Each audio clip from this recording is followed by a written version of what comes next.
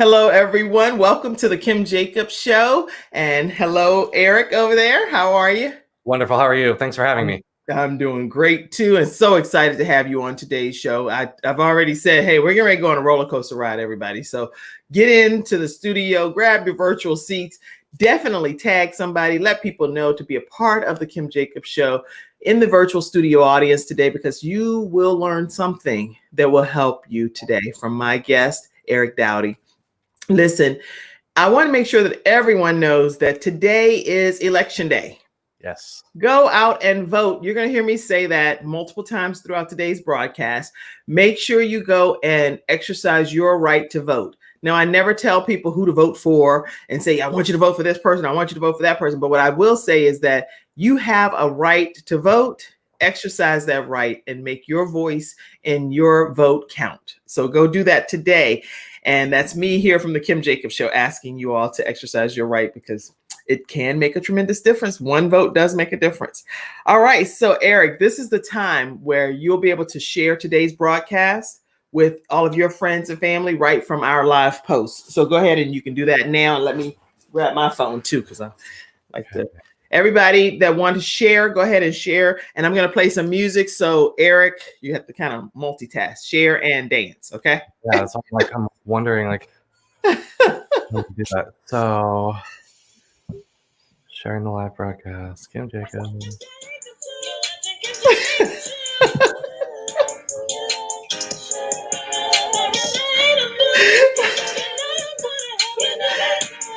No, how do I do this? Oh, there you go. That's hilarious. You're like, okay, I'm gonna share it, but I gotta get my bob on. You're like, I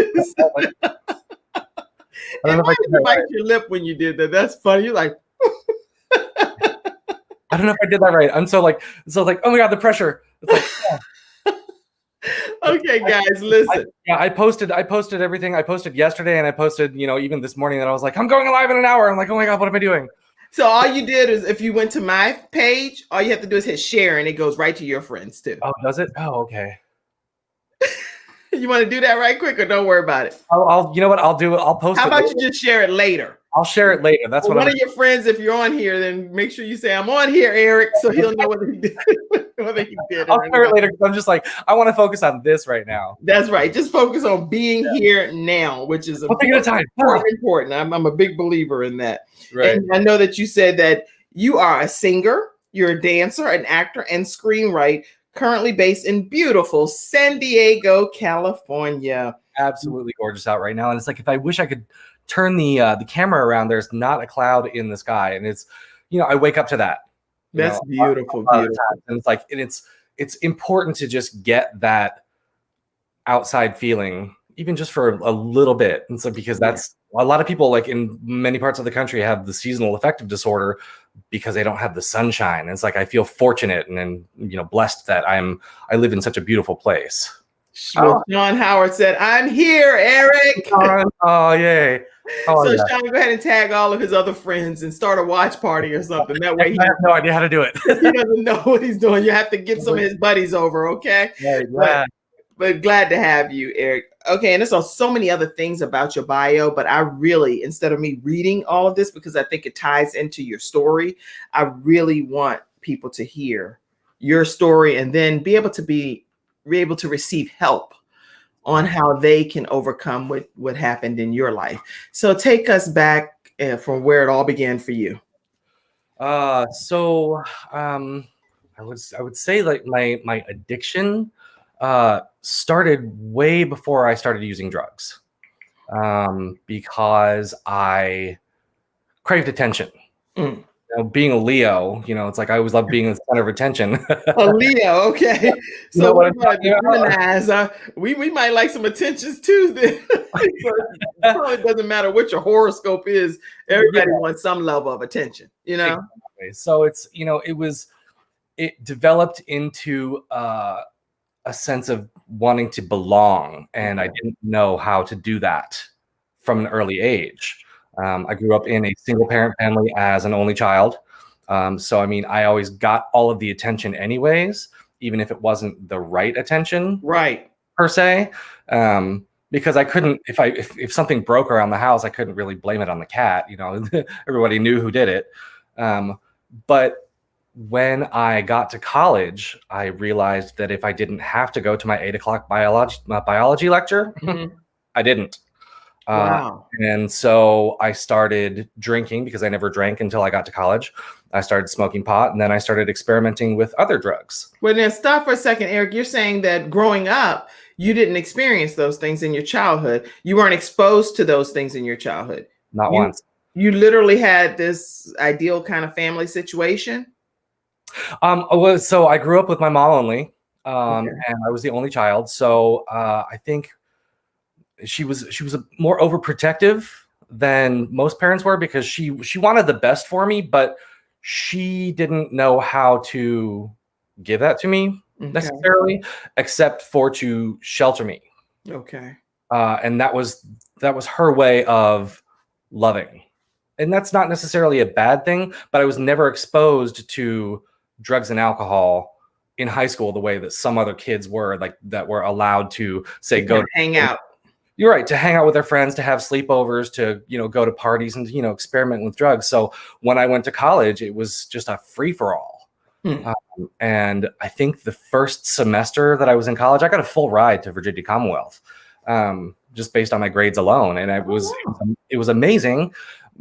But that being said, when I got to college, I was like, let's party.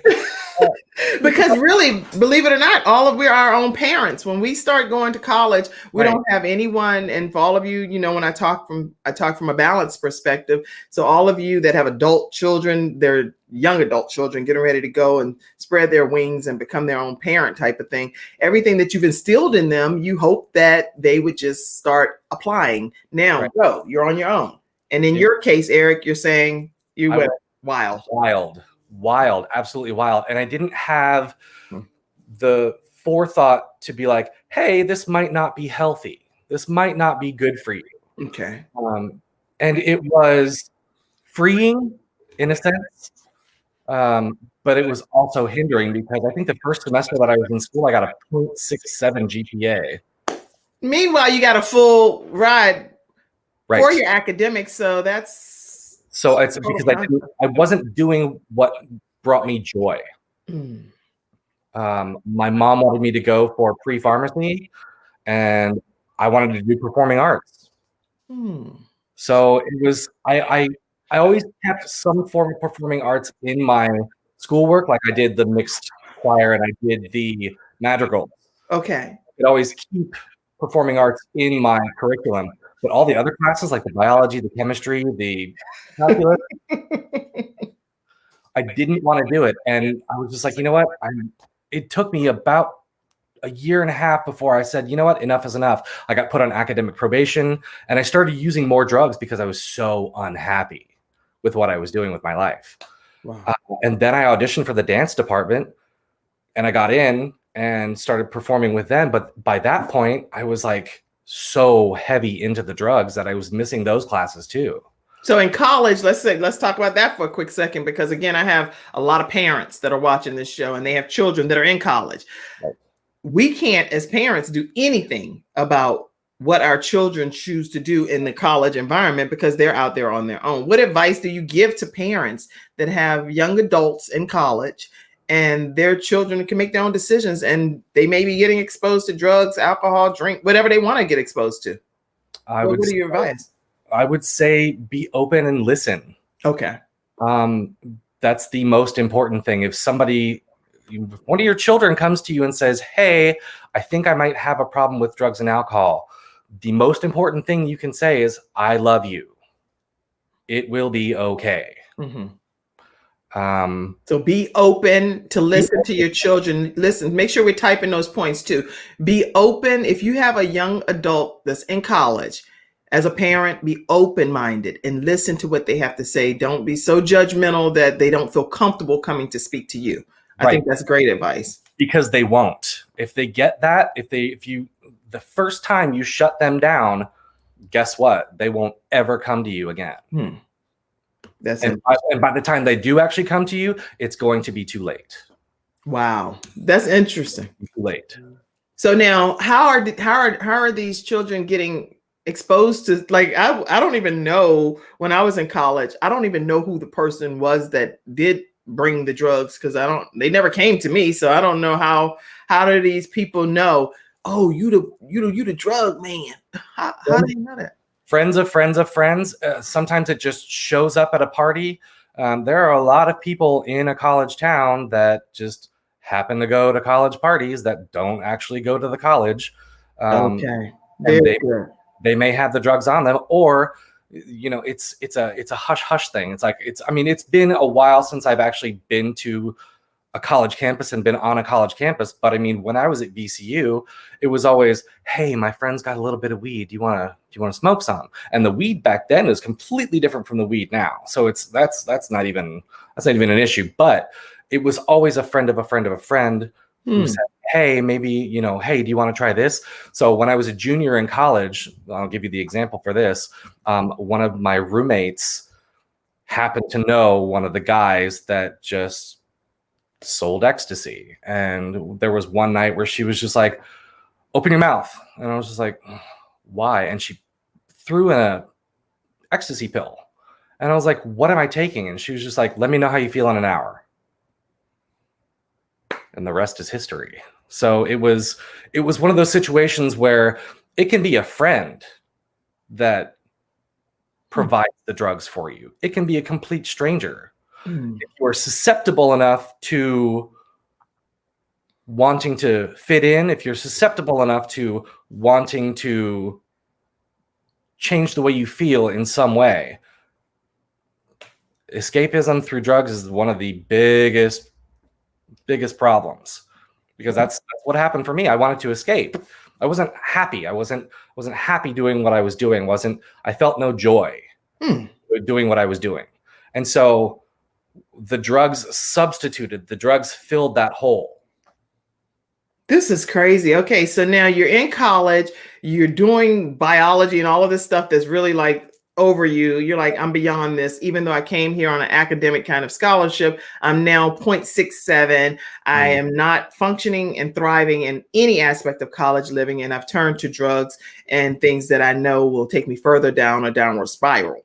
Right. So you get into the dance class, and you actually get some joy because you realize you're doing something that now kind of speaks to you, right? I did, yeah. But you're so far gone at this point. So far gone, but then it was just like I thought to myself, maybe if I move somewhere else, then maybe I can get away from the drugs, and maybe I can get away from the problems, and get away from how I was feeling. So I auditioned for a conservatory program in New York because I had this dream of going to Broadway, and I loved Broadway musicals, even from a teeny tiny little age when I was knee high to a pig's eye, and I auditioned for the school and I got in. But it was expensive. It was really, really expensive. And at that point, I wasn't an independent student, so I couldn't get the funding. So I only went for the first semester and had to drop out. And there I was in New York City. I'm like, okay, well, what do I do now? So I met someone who was like, hey, my uncle lives in St. Louis and he's opening this mall intercept marketing firm. Do you want to just move across there? And I was just like, okay, sure. So I began my trek across country. He's like, well, eventually end up in California. And I was like, California, yes. Wow. You know what I'm doing, Eric? Just so you know, while you see this phone here, I'm actually also just sharing it on my Instagram page right now. Cool. So that way people, because it doesn't go live on Instagram. So for everyone that's watching right now, that's just joining in on Instagram, or that's watching on all of the other platforms here on the Kim Jacobs Show, I have with me today, Eric Dowdy, and we're talking about addictions, how he became addicted, what the process was for him being able to overcome his addictions. And so I hope that you'll take notes on what's being shared, because he's going to take us on a roller coaster ride through his life of what his addiction looked like. So carry on, Eric. So when we got to Indianapolis, I thought I had left the drugs behind, left the drugs in Indianapolis. But then, of course, somebody who knows somebody else, when we're out drinking and having a good time, was like, hey, do you want to come back to our farmhouse? This, of course, was in Indiana, and try ice. And I was like, I didn't know what ice was. Ice was a form of crystal meth. And as soon as I tried that, nothing else mattered. That was the only drug that I wanted to do. But it was really expensive and it was really hard to come by in Indiana. But that set up the beginning of the end, was the roller coaster that I was about to start. I mean, the harness came down and I was raring and ready to go. So before you go, Eric, because I know I'm interrupting you, but it's on purpose that I'm doing that. You had already experimented with multiple drugs, weed, somebody popping an ecstasy pill into your system, and it took you on a high or whatever. But it wasn't until crystal meth came into play that you really. Yeah, I had literally tried everything except for heroin, because I'm still to this day terrified of needles, and I just couldn't see myself injecting with anything. So it was like, I literally tried everything: weed, cocaine, shrooms, acid. Across the drug spectrum, if it was there, I tried it. But it wasn't until that first taste of meth that set off my addiction. Like it awoke something in me that I just could not figure out how to quell. Yeah. Okay. So what advice would you give people that are dealing with crystal meth, you name it, any kind of drug, fill in the blank? What advice would you give those people? Because you've already been there, done that. Well, the thing that really helped me was, in the beginning, going to meetings, going to the anonymous meetings, but also reaching out, having that support, because there's nothing that fills a loneliness void like doing drugs. So it's called HALT: hungry, angry, lonely, tired. So if you're going through any of those emotions, if you're feeling hungry, if you're lonely, if you're angry, if you're tired, drugs numb you out, especially meth. Meth completely numbs you out 100%. And so having a support structure that's loving, that's caring, is 100% necessary for people battling addiction. And also there's a therapy side to it too, because figuring out why I used drugs in the first place was tantamount to me overcoming the addiction this time. I just celebrated 4 years on October 5th, and that was actually the day that I got arrested. Oh, come on. Dead serious. That was October 5th, 2016. I was arrested in front of the Wilcox post office in Los Angeles with a pound of crystal meth in my hand. Doggone it. So now this was, wait. Because I was trying to put this thing on a stand. I fast forwarded a lot for the show because we're 20 minutes in. So it's like, we got a lot to talk about. Go ahead. Yeah. So now you out of college now. I had stopped college at this point because it was futile. And I had given up on everything. And so we moved to California. We got to California and we moved to Petaluma, north of San Francisco. Now I got a job in San Francisco. And of course, at this time, this was 2000. 2000 was rife with crystal meth in San Francisco. It may still be, I don't know. I haven't been up to San Francisco in many, many years. But it was plentiful. It was cheap. And I was literally waking up, smoking a bowl of crystal meth and going to work, smoking a bowl in the stairwell, high throughout the day. And if I was awake, I was high. That was my standard. So how did you end up going to jail? You were on this, you were on crystal meth, you were doing it, you were like, it's fine by you, right? Right. So it was accomplishing whatever you wanted it to accomplish. Right. Fast forward to, on some level, I had always sold crystal meth. I was a low-level drug dealer. Oh, okay. At some level, only because I wanted to get my drugs for free. Oh, wow. Okay. Right. So that's a lot of, I wouldn't say a lot of people. Some people, what they do is they sell to friends. I'm only going to sell to friends only because I can get bulk cheaper. And I can get mine for free and then sell the rest to make more, to get more. It's a never-ending cycle. Okay. It's a never-ending cycle. The getting and using and ways and means to get more. It's like, because that's all, when you're high, that's all you think about is where's my next high coming from? Wow. It's not that I haven't eaten in 3 days or I haven't slept in a week. It's where's my next high coming from? The goal is to not run out. Unfortunately, that's addict thinking. The goal is to not run out. Wow. So in saying that, in doing that, I met someone who lived in Michigan. He came out from Detroit, and I was living in Los Angeles at the time. This is 2015. He was like, hey, can you get me X, Y, and Z? And I was just like, I don't really know you. But then again, I was high. Right. I didn't care. So I was like, sure, why not? Fast forward a few months, he was like, hey, instead of me coming out to Los Angeles, can you ship this to me in Detroit? And I will give you XYZ amount of money and XYZ amount of drugs for your efforts. Okay. My addict brain thinking, heck yeah, this is a great idea. Right. Well, just so you know, people are actually saying comments, and instead of doing a full-fledged flash round, which I will definitely take some of your audience questions, I'm just going to be popping them up because Eric may see them as well. So Javon Jackson, my brother, says that he appreciates your transparency and your courage to talk about your experience. Okay. Yeah. Awesome. So fast forward, he was like, can you send this to me in Detroit? And I was just like, okay. And he was like, I'll send you even more. By the time I was arrested, I had been sending pounds of meth through the mail, USPS, UPS, and FedEx. Oh. Right. And in my brain, I was like, I don't have to do anything and I get free drugs and free money. Score. However, he was already working with the feds. Oh. So. And this was someone you knew? Yeah. Someone I knew, someone who I thought that I was close with. But it was my fault. Right.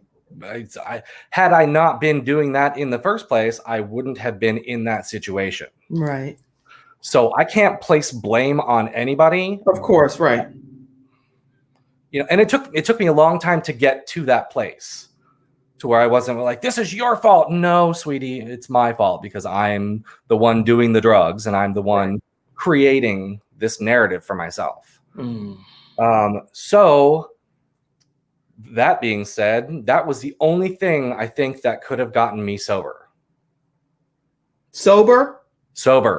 That's the only thing that could have gotten me sober because I had been sober before. What was the only thing that could have gotten you sober? You said that was getting arrested. Okay. Being arrested, you felt could have gotten you sober. That was it. That was what you looked forward to, kind of, because at this point you might get clean. Well, no. So before I got arrested, the only thing I still was thinking about was drugs. And I mean, at one point, I think it was like a few weeks before, I was smoking a cigarette out on my balcony, and I was just like, God, I really want to stop this. I really want to stop.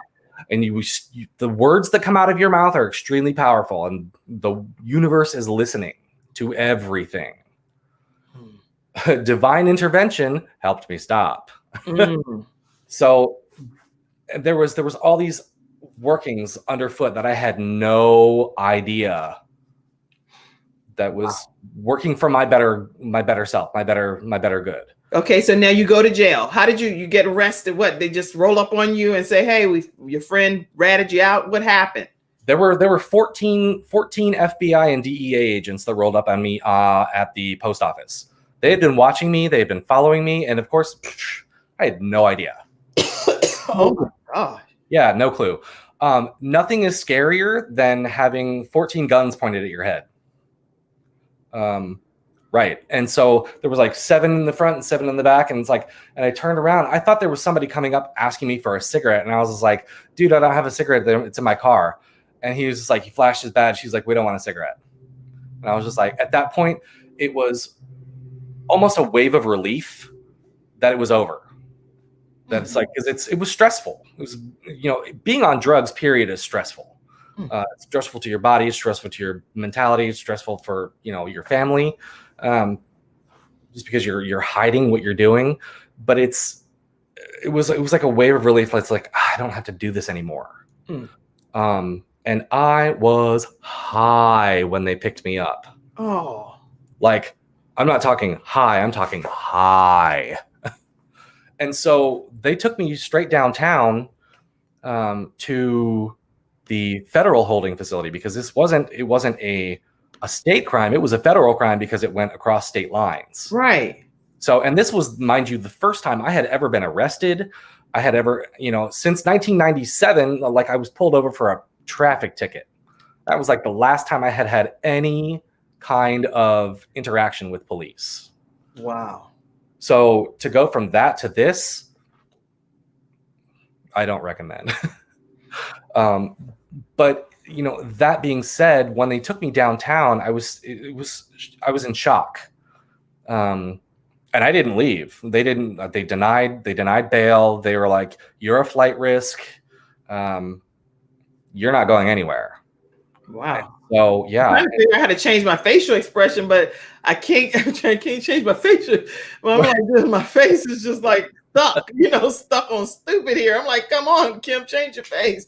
No, it's a lot. It's a lot to go through, but it's also a lot to hear. It's a lot to process. And this is my first time hearing it too, everybody, because I don't like to hear the whole story backstage, because then I told Eric I can't really have the true emotion of what he's saying. This is very overwhelming, to say the least. Yeah. Not just for the person that's experiencing, who had a straight academic scholarship, to now being in this situation that spiraled out of control. You're now in federal prison. Federal prison. And so like it was funny too, because they literally knew everything about me, like when I walked in. And so the charge was it was a conspiracy charge. And what I didn't realize is there were people on the other side of this that were using the drugs that I sent to ship elsewhere. So I was one spoke in a wheel, and I had no idea, no clue what was going on. So it's when they said, and it, going to a 10-year mandatory minimum, they were like, "You're going to be in here for a while." Oh my they're like, settle in. And I'm thinking to myself, it's like, so for the first 2 weeks I was there, I was detoxing in prison because I was coming off of a 6.5-year relapse. Right. Of using. What was that process like for you, going through detox, but now having no choice but to detox? You couldn't get to the drugs, right? No, not at all. Horrible. Sweats, panic attacks, and there's no treatment in prison for somebody that's coming down off of drugs. Oh, so they don't have someone that counsels you or that mentors you through the process, tells you the steps? None of that? Nope, nothing. Absolutely nothing. Well, especially not when you're in what's called pretrial. So pretrial is obviously before you get sentenced, but there's nothing. It's mostly if there's any kind of meetings in prison, it's all inmate based. Lord have mercy. It's making me break into it. I already have 50, Eric. You got my nerves towed down over here. It's all inmate based. It's like they'll give you basic medical treatment. Like, I mean, if you're having a heart attack, or if you're having a stroke or something like that, or if you need medications, they'll give you that. But there's no drug treatment until you get to an actual prison where they have, like a residential drug treatment program. Oh my gosh. Okay. So when you're going through pretrial, there's nothing. There's no, I mean, if you're coming, I don't know if they would even give you, if you're a heroin addict, if they would give you methadone. I don't think that's even an option. But of course, I was coming down off of crystal meth, and I was used to smoking every single day, using drugs every single day. Well, did the guy that someone asked a question here, did the guy that was working with the cops get arrested too? Mm-hmm. Yeah. So what happened there was he got arrested before I did. And so the feds were like, "Hey, if you can bring us more cases, if you can, bring us more work, we'll lower your sentence. We'll make sure to tell the judge that you cooperated and you brought us more people." Essentially, it's like, if you create more work for us, if you give us your guy, then we'll reduce your sentence. So yeah, it's like he rolled on me. But then again, it was, he rolled on a bunch of other people too. So he ended up getting the exact same sentence that I did. Which was what?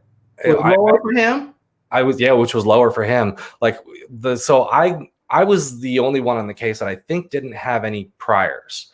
I can't verify that, but it's like I think I'm the only one. They brought in a mitigator on my case. Wow. To be like, hey, there's something that's wrong with this guy. It's like, on paper, sure, it looks like he's a drug kingpin, but if you sit here and talk to this guy, I mean, he's got a master's degree, and he's, he can't be a kingpin. And I was just like, I'm an addict who tried to stay high. But then again, you had a master's degree. Yeah. And I had a master's degree when I was high. Okay. Wow. So, but what you're saying is that, like, your motivation, based on what I'm understanding, and for all of those that are just tuning in, we're talking with Eric Dowdy, who is being very transparent today and sharing his story of addiction. What he did he was in college, MBA and everything, master's degree, ended up getting stuck on crystal meth, and now ended up in federal prison and had a friend that ratted him out, kind of situation. And so what you're saying is that it wasn't your goal to even be on drugs. I mean, it was your goal to be some drug kingpin, but it was your goal to just stay high yourself, and that was your vehicle to do it. Right. It had escalated to a point where the amount of drugs that I was doing and the amount of drugs that I was selling didn't match up. So I was just like, how do I get more drugs? It's like, because speaking personally from an addict, it's like, I just wanted more. It's a disease of more. Okay. So a disease of more. Type that, Shannon. A disease of more is what this is the views of Eric Dowdy. He's sharing his views from being an addict himself. So this is not some medical or some type of scientific. The views are specifically what he's personally experienced. So just so you all know what's happening here. And according to him, it's a disease of wanting more. Okay. So now you're in federal prison. How long do you stay there? What was your experience like there? So we can hurry up and get out of prison and tell us what's happening on the positive side.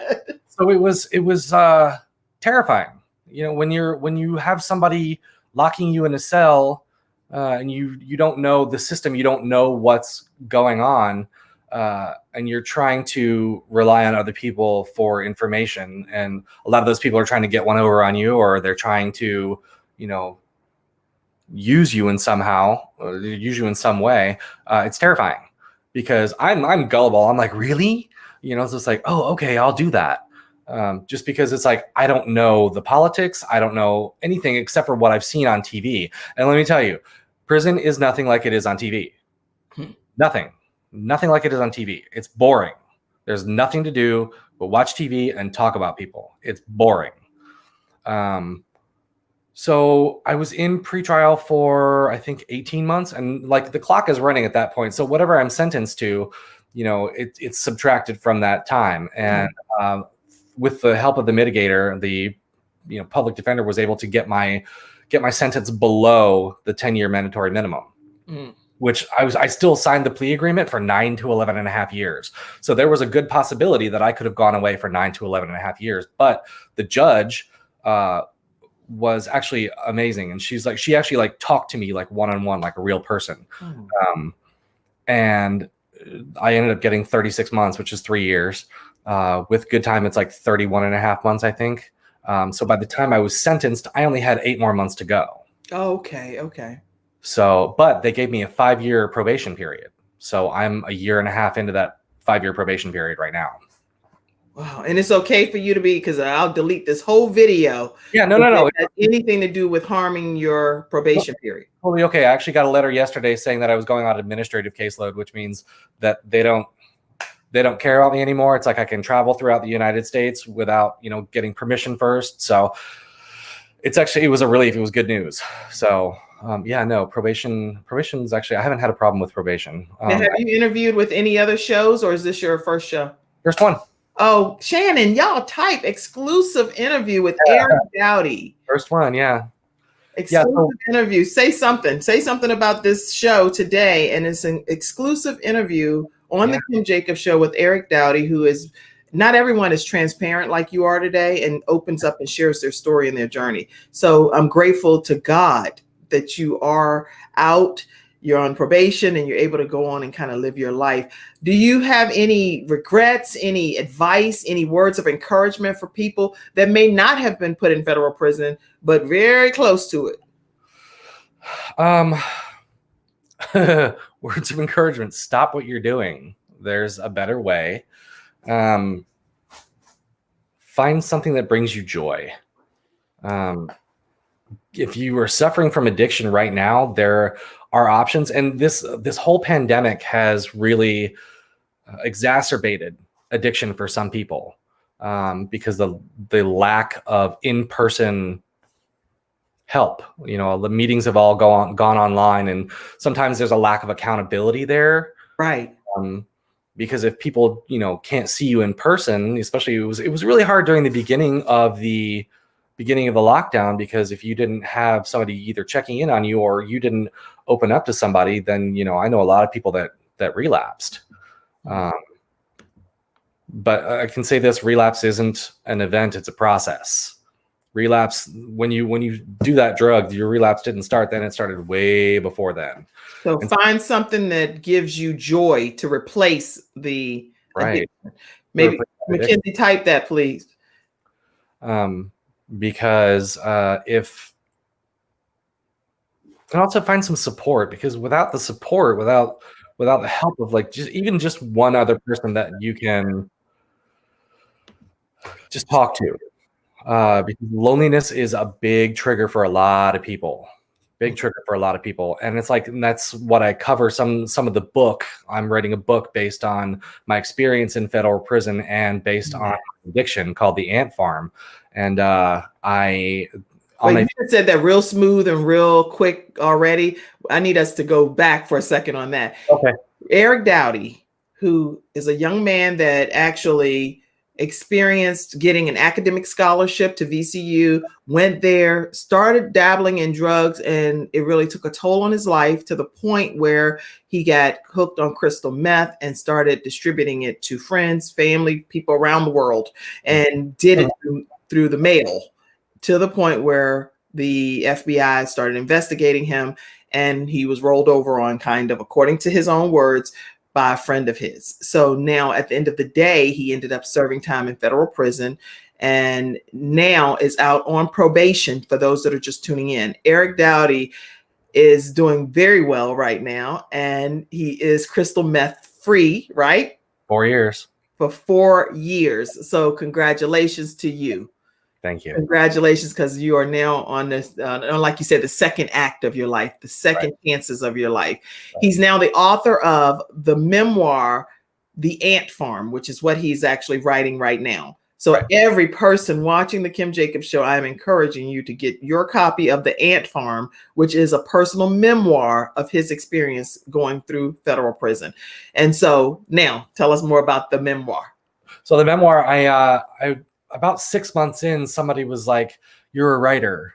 You should actually write your story in here." And I was just like, "Yeah, okay." Well, and I started keeping a journal every day of the things that would happen. And some of the stuff, most days were just like, "Oh, I'm here. It's like I'm watching, the geese outside the window, just kind of chronicling my days." But there were some days where just the most random things happen, and I was just and I would write it down. And I actually created a Facebook page for the book itself. And if you go to Facebook.com/The Ant Farm Book, you can read some of the journal entries. And okay, I've got like 300 and some odd followers right now. So it's it's got a little bit of a readership, and that's okay. But it's it's the more people that see it, the more people can understand the daily battle, what I actually went through going into prison.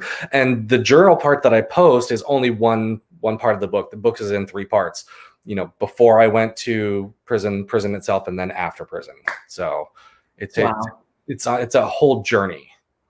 Wow. Okay, so listen, everyone, go to Facebook and follow him on the Ant Farm book. He has a whole Facebook page devoted to that. You'll be able to see the actual journals that his journal entries while he was in prison. So these are not doctored up or anything. This is what he was experiencing on a day-to-day basis in prison. And he wants to share his story with people. Why do you want to share this story? Why did you come on the Kim Jacobs Show to actually share your story today? If I can help somebody, just one person, not experience what I went through, then it will all be worth it. Okay. Because everything that I've been through has brought me to who I am today, and I wouldn't change that for a second. Because I think our experiences make us who we are, and we grow as people through these experiences. Yes, I've made mistakes. But making a mistake over and over again isn't a mistake after the second or third time. It's a choice. That's a good point. So it's the choices that we make define who we are. And there's always going to be the little parrot on our shoulder telling us to do X, Y, and Z. You can listen to the parrot, you can listen to yourself, or you can, we all have choices that we can make. There's always a choice. I love this. I'm actually copying what they're typing in the back office, which are your comments.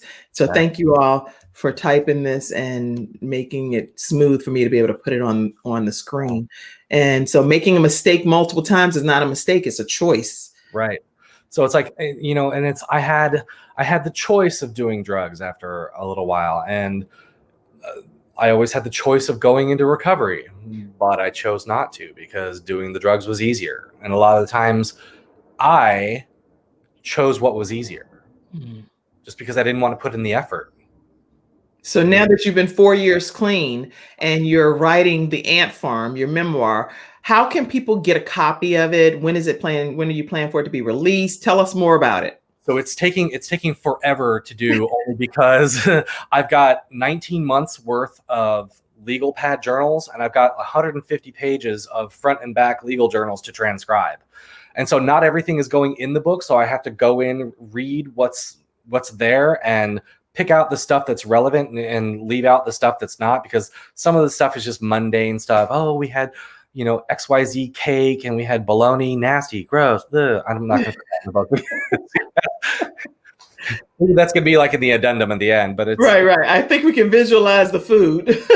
Oh God, it was awful. It's all filler. I'm just like, ugh, it was so gross. I'm going to set a goal for next Christmas. Okay. To have the book edited and done.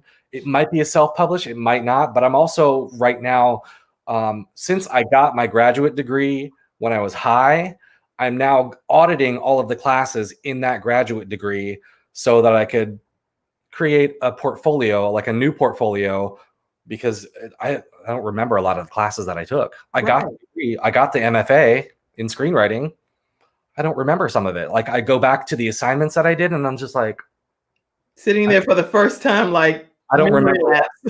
I don't remember writing it. So it's like now that I'm sober, I wanted to have that experience of going through the degree again and actually remembering it and actually doing something with the degree, because the last time I got the degree, I sat on my laurels and I was just like, okay, I got the degree. Now what? Aww. And I waited for things to come to me. That's not how things are done. If you want something, go for it. You've got to make the effort to go get it. Well, I am so proud of you, Eric. I am so incredibly proud of you. And everyone that's watching, if you have questions or comments, go ahead and type them in. I'll pop some of them on the screen, and I'll also read some of these that are on Instagram. I was trying this for the first time today on Instagram, so that's why you saw me over here fiddling around with my camera here. But I'm glad I did, because quite a few people are on here that would not have seen it otherwise. So I'm so grateful that I did that. And they're asking questions and making comments as well. So guys, go ahead and type your questions, ask your questions and type your comments. I'll pop them in.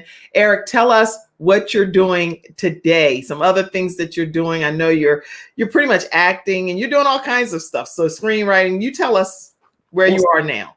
Yeah, so before the pandemic, I was actually cast in a show company at one of the local theater companies here, and we were right in the middle of rehearsals for this show, and then all of a sudden we had to cancel. So I was like, that was going to be like the first time I was on stage in 10 years because of my addiction. So I got so excited to be back on stage, and then the pandemic hit, and I was just like, we had to, but they said once everything calms down and once the pandemic gets under control and once the virus is, pretty much done, then they're going to revamp the production. So it's like, the cast is still the same, hopefully. And, it's, I feel more confident. I feel, that I have a sense of self-worth again. That's one thing that the drugs take away. They take away confidence. They take away self-worth. And, yeah. Wow. Someone asked a question. How do you help someone in a situation that's doing drugs? Like they're doing drugs, but they're hiding it from everybody else. It's just what they do to kind of ease their own pain. What advice would you give someone like that? For me, I didn't want the help. So if somebody doesn't want the help, they're not going to be susceptible to it. I didn't want to change. If somebody so that's why a lot of, in my experience and seeing with other addicts, they're like, oh, I had an intervention and that's not going to work, only because, they didn't want to change in the first place. It works for some people, but the people who have that support structure. So it's like, if people don't want to change, they're not going to change. Okay. So first thing is a person has to want to change. Because I know a lot of times people in families and especially families, they're like, okay, don't get a person money, just give them what they're asking for. What advice do you give people that are dealing with family members that have drug addictions? And we know that they have a drug addiction. Right. See, it's different for every person though. So I can't give like a sweeping generalization or like a blanket response for that, only because it's different for every single person. But the thing is, let them know that they are loved. Okay. Let them know that if they are asking for a place to live or if they're asking for something to eat, give it to them. Right. I was like, why would you deprive somebody of that that's just common courtesy that you would just do to somebody on the streets. So why wouldn't you do that to someone that you so-called love? You'd be surprised. Huh. You'd be very surprised at how many people throw away their loved ones because they think they are broken or because they think that the addiction is too strong, that they will never recover. And it's unfortunate because I've seen a lot of people die because of that. But did your family embrace you back or are you estranged? They didn't know. They didn't know a lot of times. Like my mother knew that at one point I was addicted and I hid it very well. Or so I thought. I hid it very well only because I didn't want to deal with the fallout. I was really good at lying. I was really good at concealing who I was. Okay. Well, you know what? Believe it or not, that's not just a drug thing. That's a life thing. There are things that I deal with in life that I don't come out into I'm big on saying my own self because I don't have to use somebody else as an example.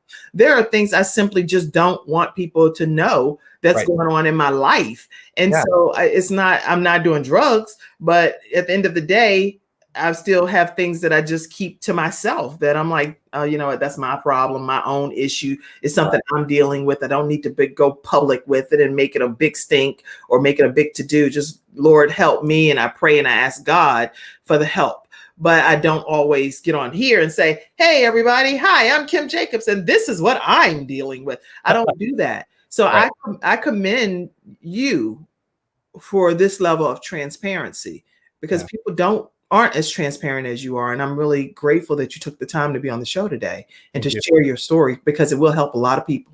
Yeah, because it's hard when you're actually in it. If you want to stop and you don't know how or you can't,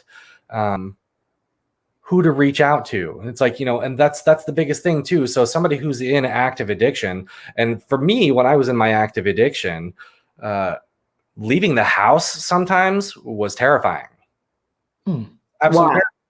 Why? Only because the drugs for me stripped away my self-worth, my self-confidence. So I was, I loved being alone, but I was lonely at the same time. Oh. So it stripped me of emotions, and it stripped me of connections.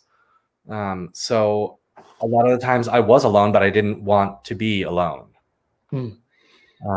Well, people are recommending. Sean Howard says, I highly recommend The Ant Farm. It is worth the read. Well, don't worry, Sean. When you actually have the book in your hand as well, Eric, I'd love for you to come back on the show and actually do a release thing so we actually can let people know that, hey, I have it today. Here's the copy. Here's how much and where people can go to order it. Are you taking pre-orders right now where people can pre-order, or are you waiting until closer to the release date and once you know more? Yeah, once I know more, once I actually have the book physically done, then I'll actually I'm researching a couple of different publishing firms right now to send them the one-page summary, and I have two recommendations for you as well. One is Leadership Develop Me with Lawana Grant. She helps authors do books as well, and takes you from A to Z. She's a pastor's wife in Charlotte, North Carolina, and does a phenomenal job of helping authors become authors. So anybody that's interested in becoming an author, Lawana Grant is a person that you can check into, and I can give you a way to connect with her. And also I've co-authored and collaborated with two books that I'm a part of. One is called The Women of War, and it's 14 collaborating authors. And one is called This Is How I Fight My Battles. And Dr. Delene Mushalak and her sister, Kanice Itwaru, are actually, they have a publishing company as well. And they have helped some friends of mine become authors too. So two different options, because, different people, you work differently with them. Like I've already collaborated with a book with my two friends, Delene and Kanice, and I know their work. And then I also 100% endorse Lawana Grant's work as well. And people I've referred to her, they love her work too. Right. So you don't have to look any further. We'll get you a publisher, and they will help you. See, offline, I'll talk to you about both of those, and you can choose whichever one works for you. Okay. Thank you. So yes, so the Ant Farm. Do you want to tell us like a piece of the Ant Farm story? Anything you want to share, like one portion? So I take you. So at the very first chapter, it takes you through the first day I was arrested, starting from the morning that I woke up. So it was October 4th, 2016, and it basically starts out that that Thursday was just like any other, and then it goes through my day, talking to the guy who was already talking to the feds at that point, and they were coordinated, right off. But that first chapter, I think this is just like 13 pages long, that goes to the first day that I was arrested. And then I go back and tell my addiction story. And then it bounces back to me being in prison before I was transferred to Michigan. So it was, once I was transferred to Michigan, that's when I started writing the journals. But I always had a gratitude journal. Okay, good. Because that's what got me through prison, was gratitude. There was always at least three things, even in prison, that I could be grateful for that got me through the day. And it could be just little things like waking up. Right. And seeing the sun come through the window, the window. Right. But keeping that gratitude journal was the one thing that really got me through prison. The entire time. It was at least three things every day. And there was a guy that was serving a 20-year sentence. He was just finishing his 20-year sentence. And he was like, you know what? He's like, I'm going to take you through the first few steps before I leave the 12-step program. And he's like, but what I want you to do before I do that, I want you to keep a gratitude journal. And he's like, because even in here, you can be grateful.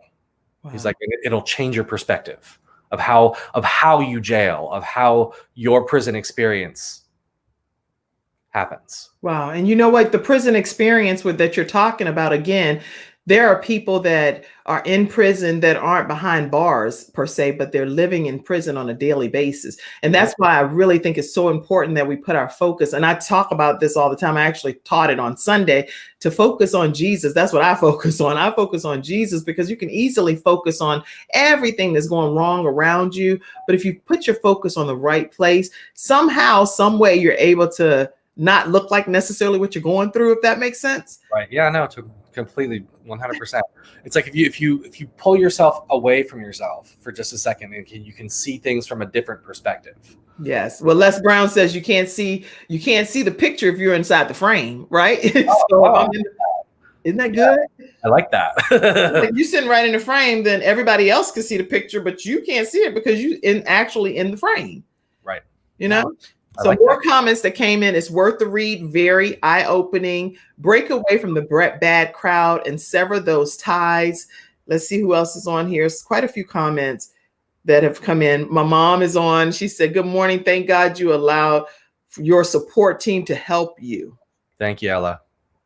June Griffith said, "Good morning." My video on Instagram paused. Good morning from Brooklyn. And Sean said non-judgmental is very important. Non-judgmental. Let's see. And who else? Okay, he said, I'm here, Eric. I'm here, Eric. And that was Sean. And then someone here on Instagram said that, you know what? They said that Kim Jacobs, your program provides life to us. So I appreciate your support in saying that.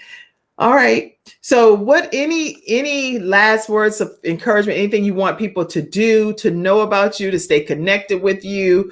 I just feel like you share so much in this short period of time. I would love for people to be able to continue to follow Eric Dowdy. Yeah, I was gonna say follow the Ant Farm book, because I try to post things fairly regularly. I haven't posted anything in a while just because I've been busy with the coursework for this new degree track. Is it's intense. We have one class a month, and it's just flying right through because it's like we're already in the third month, and it's just like it's an intense program. But if you follow me on the Facebook, the Ant Farm book, I would love that, and follow the journey. I love that. I love that you're going back and doing, and you know, again, a lot of things that I say are pertaining to the Bible because that's a book that I'm heavily and follow as my blueprint. But the fact that you're going to do your first works kind of over again, the thing that you were blessed with, and then you just kind of did it in a dazed and confused process. But now you're going back with clarity of mind to get your degree all over again, the same degree. It's not like you're going to get a different one. You already got the degree. Technically, you can go and get another one. Right. Yeah, I already got the degree, but it's like I wanted to, you know, not only do a refresh, but it's like I wanted to understand what I was writing and understand the nuances of what I was doing, which I didn't get last time.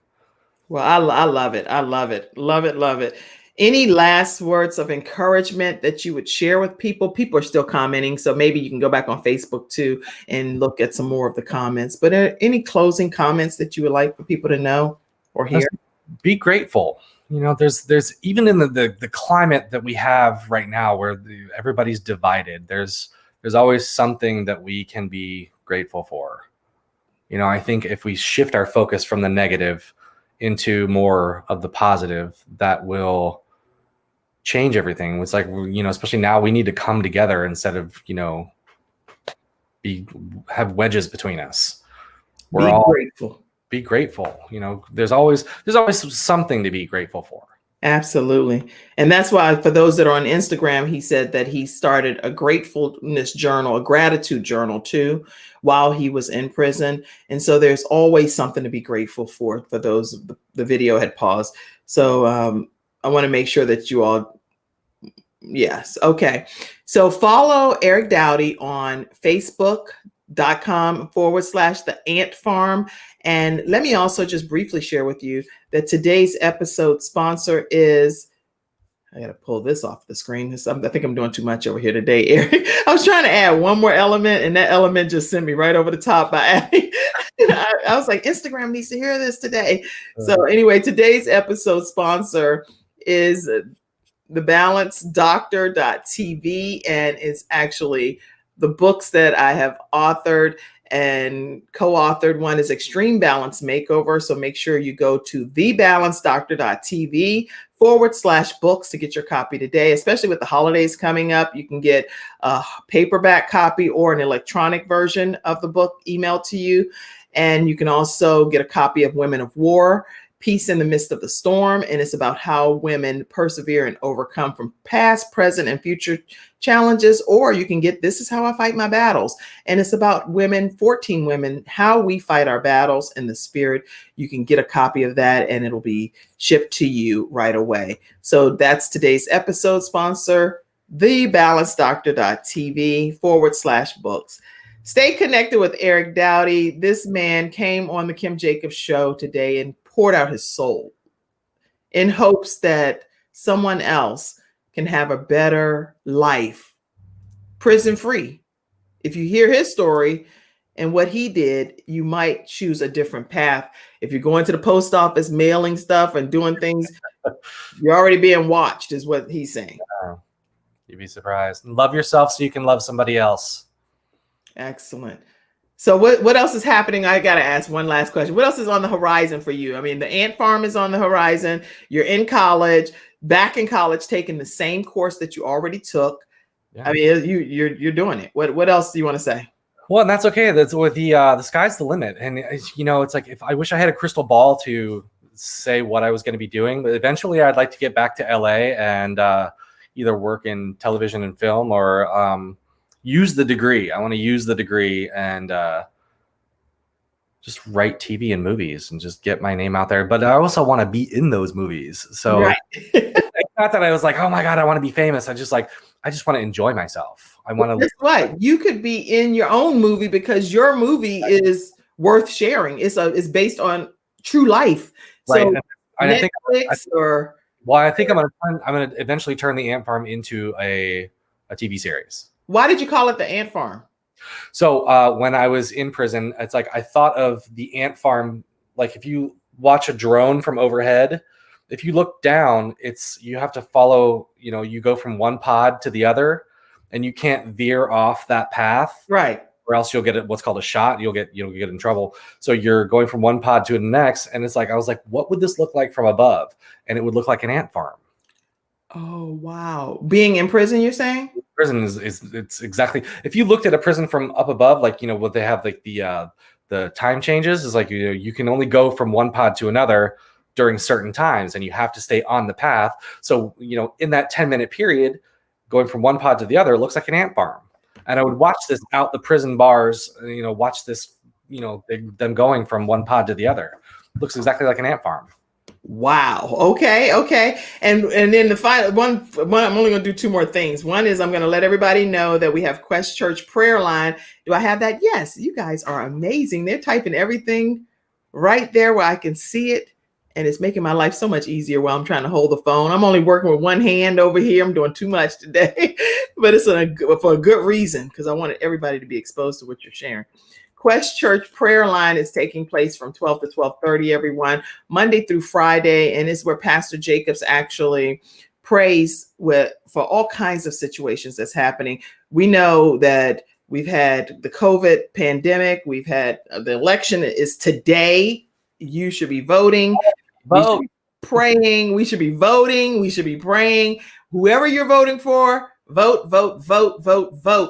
Your vote counts. And you have the right to exercise your vote. So make sure you do that today. 978-990-5000 is the prayer line. And you have to type in access code 322083#.